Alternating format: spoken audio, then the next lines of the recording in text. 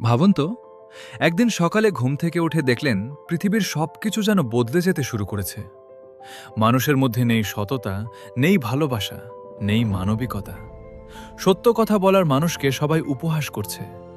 অর্থ আর ক্ষমতাই হয়ে উঠেছে একমাত্র ধর্ম। আর ঠিক সেই সময় হাজার হাজার বছর আগে লেখা প্রাচীন শাস্ত্রগুলো যেন একে একে সত্যি হতে শুরু করল। হিন্দু ধর্মগ্রন্থে বলা হয়েছে, এমন এক সময় আসবে যখন অধর্ম পৃথিবীকে গ্রাস করবে। মানুষ নিজের স্বার্থের জন্য নিজের আপনজনকেও প্রতারণা করবে। প্রকৃতি হবে অস্থির, সমাজ হবে বিশৃঙ্খল, আর মানব সভ্যতা পৌঁছে যাবে এক ভয়ঙ্কর মোড়ে। তখন কি হবে? সত্যিই কি এই যুগের শেষ হবে? কল্কি অবতার কি সত্যিই আবির্ভূত হবেন, নাকি এগুলো শুধু প্রতীকী বার্তা? আজকের ভিডিওতে আমরা জানব শাস্ত্র কি বলে, ইতিহাস কি বলে, আর আধুনিক বিজ্ঞান এই বিষয়টিকে কিভাবে দেখে। চলুন শুরু করা যাক। হিন্দু দর্শনে সময়কে সরলরেখার মতো নয়, বরং এটি চক্র হিসেবে দেখা হয়।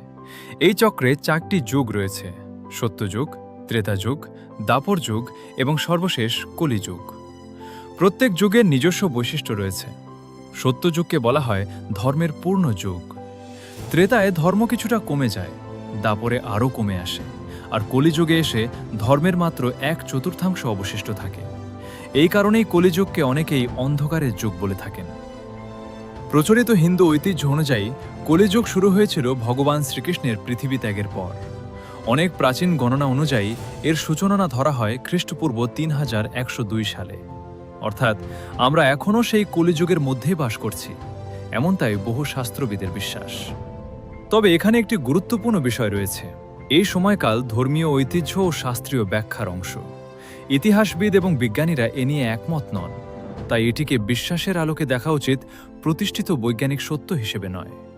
তবুও আশ্চর্যের বিষয় হল, কলিযুগ সম্পর্কে যে বর্ণনাগুলো হাজার হাজার বছর আগে লেখা হয়েছে, তার কিছু অংশ অনেক মানুষের কাছে আজকের সমাজের সঙ্গে মিল খুঁজে পাওয়ার মতো মনে হয়। এটাই এই বিষয়টিকে এত রহস্যময় করে তোলে। প্রাচীন শাস্ত্রে বলা হয়েছে, কলিযুগ যত এগোবে মানুষের চরিত্র তত বদলে যাবে। সত্যের চেয়ে মিথ্যা বেশি জনপ্রিয় হয়ে উঠবে। মানুষের মূল্যায়ন হবে তার চরিত্র দিয়ে নয়, তার সম্পদ দিয়ে। যার বেশি অর্থ, সমাজে তার সম্মানও বেশি। ধীরে ধীরে পরিবারে ভালোবাসা কমে যাবে, স্বার্থ হয়ে উঠবে সম্পর্কের ভিত্তি। মানুষ প্রকৃতিকে শোষণ করবে, আর সেই প্রকৃতি একসময় মানুষের বিরুদ্ধে দাঁড়াবে। অনেকেই মনে করেন আজকের পরিবেশ দূষণ, বন উজাড়, জলবায়ুর পরিবর্তন এবং ক্রমবর্ধমান প্রাকৃতিক দুর্যোগের দিকে তাকালে এই বর্ণনাগুলোর সঙ্গে কিছু প্রতীকী মিল খুঁজে পাওয়া যায়। তবে এটিও মনে রাখা জরুরি, এটি একটি ব্যাখ্যা মাত্র। আধুনিক বিজ্ঞান জলবায়ু পরিবর্তনের কারণ হিসেবে গ্রিনহাউস গ্যাস, শিল্পায়ন ও পরিবেশগত ক্ষতিকর কর্মকাণ্ডকে দায়ী করে। অর্থাৎ একই ঘটনাকে ধর্মীয় ও বৈজ্ঞানিক দুই দৃষ্টিকোণ থেকে ভিন্নভাবে দেখা যায়। আর এখানেই এই আলোচনার সবচেয়ে আকর্ষণীয় দিক। কিন্তু এটাই কি শেষ, নাকি শাস্ত্রে এর থেকেও ভয়ঙ্কর ভবিষ্যদ্বাণী লেখা আছে? পরবর্তী অংশে আমরা জানব কলিযুগের শেষ পর্যায়ে পৃথিবীতে ঠিক কি কি ঘটবে এবং কেন বহু মানুষ বিশ্বাস করেন যে সেই সময়ই আবির্ভূত হবেন কল্কি অবতার।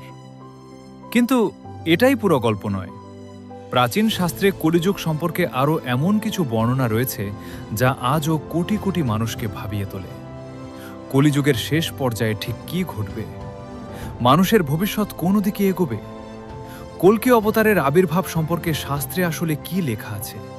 আর এই সব কিছুকে আধুনিক বিজ্ঞান কিভাবে ব্যাখ্যা করে? এই প্রশ্নগুলোর উত্তর আমরা খুঁজব পরবর্তী পর্বে। তাই যদি আপনি পার্ট 2 মিস করতে না চান, তাহলে এখনই ফ্যাক্টভার্স বাংলা চ্যানেলটি সাবস্ক্রাইব করুন এবং পাশে থাকা বেল আইকনটি অন করে রাখুন। আর কমেন্টে অবশ্যই লিখে জানান আপনার কি মনে হয়, আমরা কি সত্যিই কলিযুগের শেষ পর্যায়ে বাস করছি, নাকি এগুলো শুধুই প্রতীকী শিক্ষা? আপনার মতামতই হতে পারে আমাদের পরবর্তী আলোচনার সূচনা। আমি আবারও ফিরে আসব আরও একটি রহস্যময় পর্ব নিয়ে। ততক্ষণ পর্যন্ত ভালো থাকুন। নমস্কার।